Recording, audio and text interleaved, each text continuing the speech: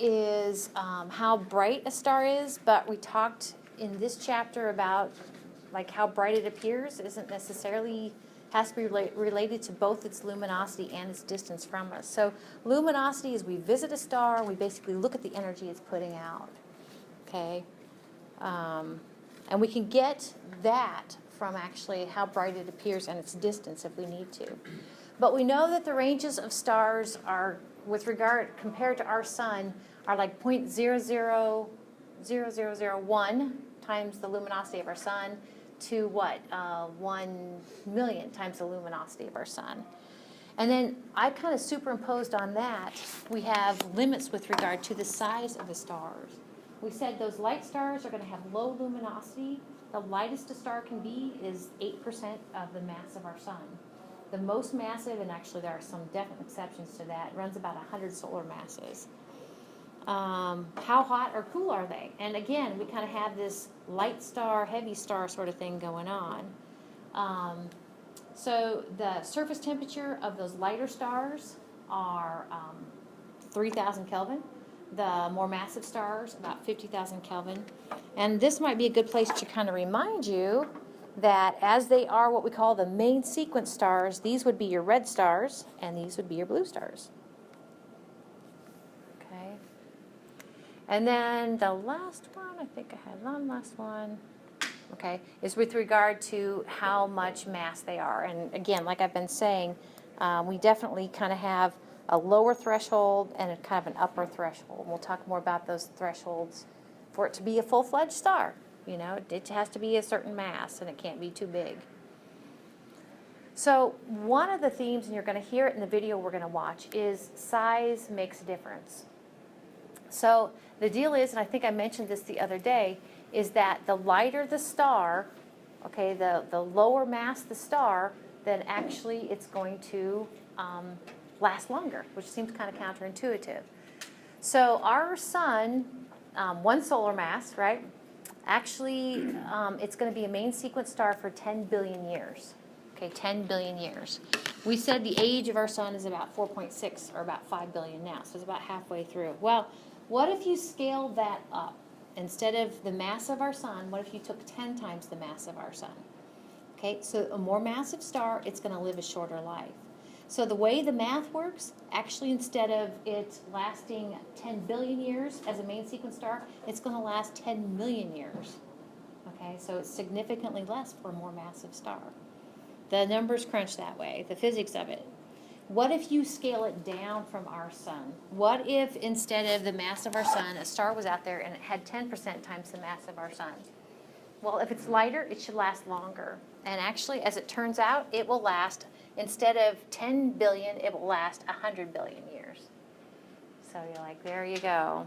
That's amazing. So to kind of put things in perspective, okay, if you're talking 100 billion years, what is that to us? Well, our sun's been doing its thing for 4.6 billion years, so that's a drop in the bucket.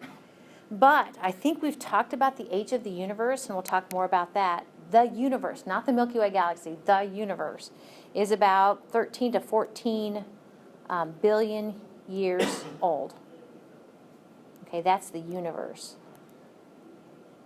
Okay, so 13 to 14 billion years old. So, like, okay, so 5 billion years, or, I mean, we're definitely within the age of the universe, but can you see where all of these light stars, and actually the video talks about this, all of these light stars, they haven't died since they've been, and if you call dying, leaving the main sequence. So again, kind of tying back into last week, we talked about HR diagrams a lot last week. Remember what HR diagrams are, is along the x-axis, okay, basically you have type of star, and we said the O type star, O be a fine guy, kiss me, and M type of star over here. So these are what, the massive stars, does that make sense? And these are the low mass stars. That's your HR diagram. The other thing about an HR diagram, we said there's this really important kind of diagonal, and that actually is, we said, main sequence. It's like a stage. It's when a star first turns on, it's a main sequence star, as far as we're concerned. So here's the deal. We also talked about two types of clusters of stars. We talked about open clusters and globular clusters. They're basically kind of born all at the same time. Putting everything together, can you see where actually this is, I think, a cluster of stars? The Pleiades, oh yeah. Pleiades are otherwise known as the Seven Sisters. We saw that, that was the example of an open cluster. So if you take the Seven Sisters and you put them on an HR diagram, okay, this is what they look like.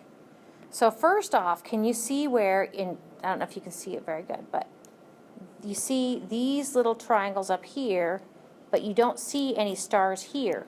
Okay, they're gone. Why? Because massive stars actually die faster.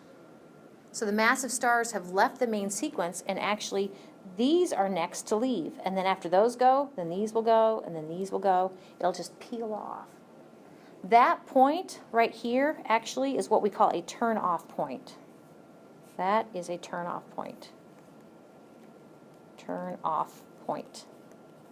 Basically, it's a cluster of stars, and it's where kind of the highest mass star on the main sequence still is.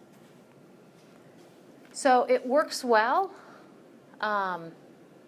This one is a really busy slide. Hopefully you can see the different, you see the purple diamonds and the green triangles and kind of the blue triangles, the blue X's, different. Each one of those represents a different cluster of stars. And the clusters of stars are down here. Okay? Each one of those represents a different cluster of stars.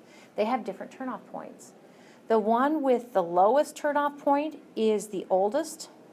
Okay, so this would be like the oldest cluster. Okay, the one with the highest turn-off point would be the youngest cluster. We know it's young because basically it's still got, you know, kind of these massive stars that are still peeling off of the HR, or the main sequence on the HR diagram. Okay, so here's another. Here is another HR diagram, and to kind of emphasize the turn-off point, this actually is a globular cluster, and globular clusters are generally very old.